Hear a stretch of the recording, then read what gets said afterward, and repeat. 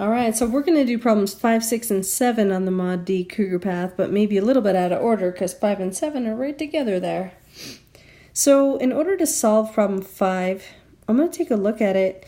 Both sides of the equation are square roots. So I'm just going to undo the square root and solve it like a regular equation. And it says to check for extraneous solutions.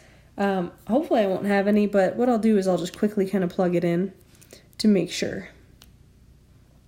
So I'm just solving this like a typical algebra equation, and this is going to be 30. So x is going to equal 15.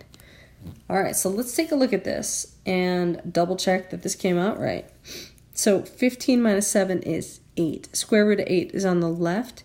Then we're going to have 3 times 15 is 45. 45 minus 37 is 8 on the right. Square root of 8 on the right.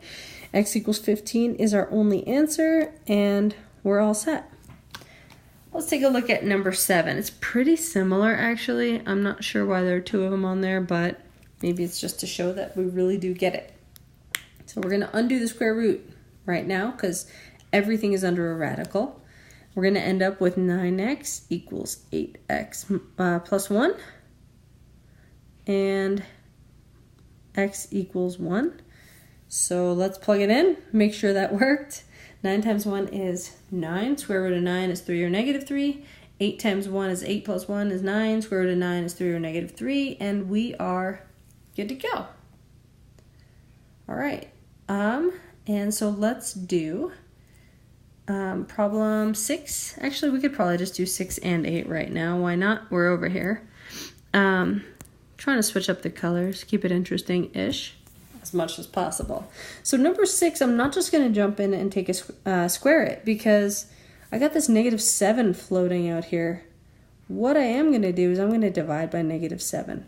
And that's going to get rid of this from this side so that we have the square root of b minus 10 equals positive 3.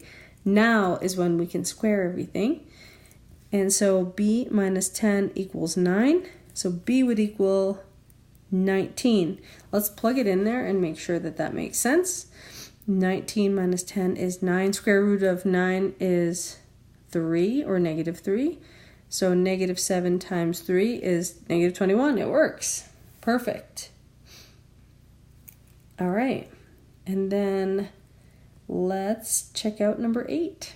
Number 8, since the right-hand side is totally under a radical, I'm just going to square both sides again. Oop, I forgot to switch up the colors. Square both sides again. 64 equals 7m plus 1.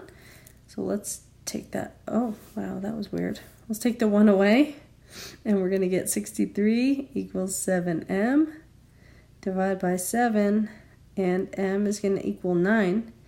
And let's check it out. If I plug the 9 in right there, 7 times 9 is 63 plus 1 is 64. Square root of 64 is definitely 8, so it works. All right, so I guess the whole point of these 4 is to make sure that the square roots are by themselves.